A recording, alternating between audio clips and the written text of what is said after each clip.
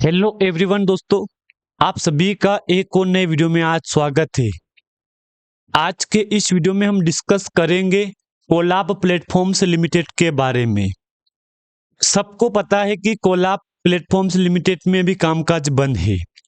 आगे इस वीडियो में डिस्कस करेंगे हम कि क्या ये दिन कंपनी का लास्ट है, क्योंकि देखो जिस हिसाब से मेरे पास कमेंट आ रहे हैं उस हिसाब से मैं बात कर रहा हूँ।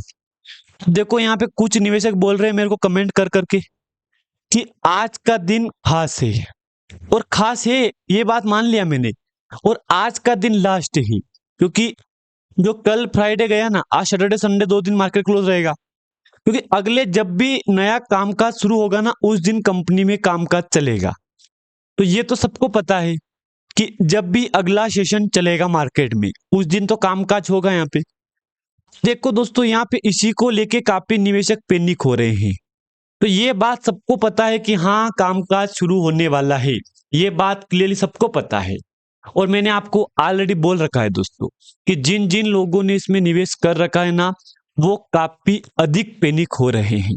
तो देखो, पैनिक होने की आपको आवश्यकता नहीं है। यहाँ पे मैंने आपको शायद पिछले वीडियो में अपडेट दिया था, टाइम फ्रेम दिया था 10 नवंबर, फिर 10 दिसंबर गया, वो 1 महीना हो गया। अब 10 जनवरी आएगी, उस दिन 2 महीना हो जाएगा। और अब 10 फरवरी आएगी, उस दिन 3 महीना हो जाएगा। सबको पता है दोस्तों ये कि कामकाज तो कंपनी का बंद है, जो कि ये टाइम फ्रेम है आपके सामने 3 महीने का। 3 मंथ है दोस्तों, ये याद रखना आप। यहाँ पे ये कामकाज 3 मंथ का है। यहाँ पे तो 3 महीने बाद कंपनी में स्टडी कामकाज चलेगा, ट्रेडिंग चलेगी। यहाँ पे अब उसको लेके दोस्तों मैंने आपको ऑलरेडी बोल दिया है कि पैनिक होने की आपको आवश्यकता नहीं है। यहाँ पे जो लोग मेरे को कमेंट करके बोल रहे हैं कि क्या ईएसएम से बाहर निकल गई है, हालांकि दोस्तों जहां अगर मैं आपको दिखाऊं कंपनी के ऊपर अपडेट यहाँ पे कि हाँ इसमें तो शो नहीं हो रहा है ईएसएम का, तो लोग इसी को लेके ज्यादा पैनिक हो रहे हैं कि यहाँ तो शो नहीं हो रहा है ईएसएम का। क्योंकि अब देखो ईएसएम का अपडेट नहीं मिलेगा, लेकिन ये यहाँ पे देखो क्या बोल रखा है कंपनी ने, trading restricted on account of surveillance major. जबकि एस ईएसएम, आप मान लो ईएसएम या एएसएम मानो आप यहाँ पे, लेकिन कंपनी का कामकाज तो ईएसएम की लिस्ट की वजह से बंद है यहाँ पे। तो मैंने आपको ऑलरेडी बोल दिया दोस्तों कि सबको पता भी है ये कि कामकाज बंद है इस कंपनी में। देखो अभी रिसेंटली कंपनी ने 13 दिसंबर को एक अपडेट दिया था, आपको याद होगा कि कंपनी ने अपना AI sector high growth sector में कदम रख दिया है। ये अपडेट मैंने आपके साथ शेयर भी की थी पिछले वीडियो में दोस्तों, इसलिए मैं आपके साथ एक और बार बात करूंगा इसी के ऊपर, क्योंकि इसी के ऊपर कमेंट काफी ज्यादा आने लगे थे मेरे पास कि एक बार क्लियर करवाओ। तो देखो डाउट क्लियर आपका इस वीडियो में हो जाएगा। यहाँ पे फिलहाल 3933 करोड़ का मार्केट कैप है। यहाँ पे मार्केट कैप को लेके दोस्तों यहाँ पे काफी इन्वेस्टर पैनिक हो रहे, काफी ज्यादा। यहाँ पे company is almost depth free. देखो कंपनी डेप्थ फ्री है, उससे काम नहीं चलेगा। यहाँ पे बात याद रखना, अगर कंपनी फ्री है ना तो उससे काम नहीं चलेगा यहाँ पे। हालांकि कंपनी अगर अच्छा खासा बिजनेस भी करेगी, और खास करके कंपनी का अगर क्वार्टर रिजल्ट में अच्छा खासा जंप आ रहा है हर क्वार्टर, तो कंपनी इसका मतलब कामकाज कर रही है। यहाँ पे सेम इसमें कामकाज हो रहा है। आप चाहो तो एक बात देख लो। हालांकि ये महीना लास्ट है यहाँ पे, और अगले महीने से दोस्तों Q2 के रिजल्ट भी सेशन स्टार्ट हो जाएगा।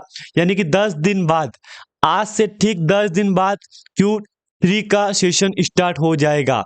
देखते हैं कि Q3 में क्या होता है।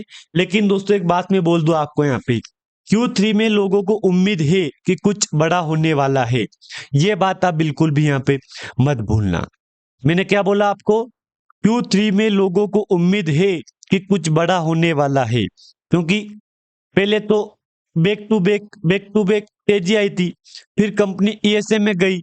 अब रिजल्ट की उम्मीद थी हमको कि चलो ईएसएम से बाहर निकलेगी कंपनी और रिजल्ट आ जाएगा। तो देखो अनुमान तो यही है कि कंपनी का जो टाइम फ्रेम है ना यहाँ पे 3 महीने का, जैसे कंपनी ईएसएम से बाहर निकलेगी और डेली बेस पे कामकाज होगा कंपनी में, और वैसे कंपनी में गिरावट का माहौल अभी चल रहा है यहाँ पे, तो इसी के बीच में कंपनी Q3 का अपडेट हमको दे देगी। क्योंकि जनवरी फरवरी मार्च जनवरी फरवरी 2 महीने में रिजल्ट आएगा। तो वैसे ऑल ओवर इन कंपनियों का रिजल्ट क्या है कि छोटी कंपनियों का रिजल्ट लास्ट में आता है यहाँ पे, ये बात आपको पता है।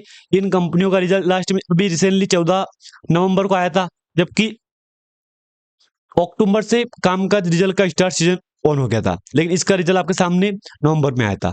तो सेम बात चल रही है यहाँ पे। इस पे एक बार प्रमोटर होल्डिंग देख लो कंपनी की, 33% स्टेक प्रमोटर के पास पड़ी है। देखो कहीं ना कहीं काफी अच्छी स्टेक पड़ी है प्रमोटर के पास। जबकि मैं आपको दिखाऊंगा पिछला रिकॉर्ड, तो अभी तक पिछले रिकॉर्ड बेस पे यहाँ पे आपके सामने डिस्प्ले के ऊपर शो हो रहा है 12th रिजल्ट, 12th क्वार्टर का डेटा शो हो रहा है। इसमें अभी तक प्रमोटर होल्डिंग घटी नहीं है यहाँ पे।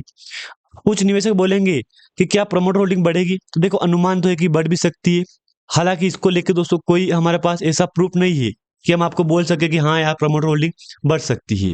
फिलहाल मैं तो आपको यही कहूंगा दोस्तों कि कंपनी में बहुत जल्द कुछ अपडेट मिलेगा आपको, प्रमोटर होल्डिंग बढ़ भी सकती है, घट भी सकती है। और जब कंपनी ने अपना जो भी कदम रखा था एआई सेक्टर में, उसके बाद कहीं ना कहीं एक हाई डिमांड कंपनी का स्टॉक हाई डिमांड में चला गया है यहाँ पे। क्योंकि अब देखो ये बात सबको पता है कि कंपनी में वीकली बेस पे कामकाज हो रहा है, लेकिन वीकली बेस पे कामकाज होने के बावजूद एक बात मैं आपको बोल दूं कि अगर आपके पोर्टफोलियो में स्टॉक होगा ना, तो आज हर एक कोई निवेशक यही बात बोल रहा है कि अगर कंपनी कामकाज करेगी तो क्या आने वाले टाइम में तेजी आ पाएगी या नहीं आ पाएगी, गिरावट होगी या नहीं होगी, आखिर क्या होगा क्या नहीं होगा, हम बात करेंगे आगे। लेकिन एक बात मैं बोल दूं आपको यहाँ पे, जिन जिन निवेशक ने इसमें निवेश कर रखा है दोस्तों, उनको मैं एक ही बात कहूंगा, अगर समय है आपके पास दोस्तों, तो आप चाहो तो पकड़ के बैठ जाओ, अपनी पोजीशन बना लो इस कंपनी में।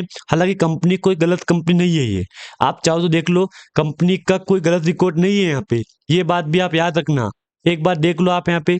अब देखो जब से कंपनी में अपर सेकेंड लगातार उसके बाद फिर कंपनी में ईएसए में कंपनी गई, जो कि आपके सामने बहुत ही कम कामकाज कंपनी ने किया है यहाँ पे। अब एक अपडेट मिल रहा है हमको यहाँ पे स्प्लिट और इंटरिम डिविडेंड का, तो ये तो अगस्त का मंथ का है, जबकि ये मई जून, ये डेटा किसका शो है, डेटा गलत है यहाँ पे, याद रखना डेटा की डेट गलत है यहाँ पे ये, क्योंकि अब तो चल रहा है दिसंबर।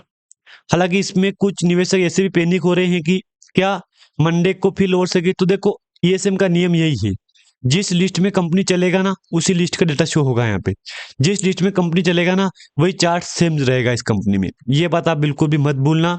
हालांकि इसको लेके दोस्तों मेरे पास ऐसा कोई एविडेंस नहीं है कि मैं आपको दिखा सकूं कि हाँ चार्ट लिमिट सेम रहेगा।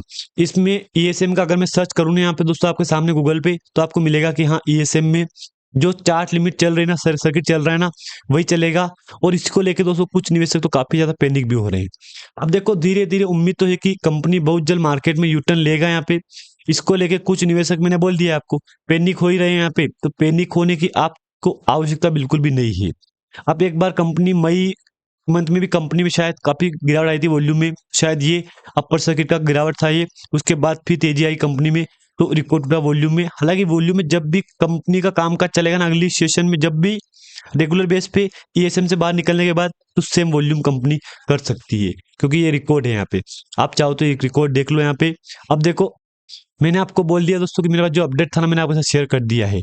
अब देखते हैं कल क्या होता है, मंडे को क्या होता है। बाकी अगर जानकारी आपको अच्छी लगे यहाँ पे तो लाइक कर देना, अगर चैनल पे आप नए आए हो तो सब्सक्राइब भी दोस्तों कर देना। धन्यवाद।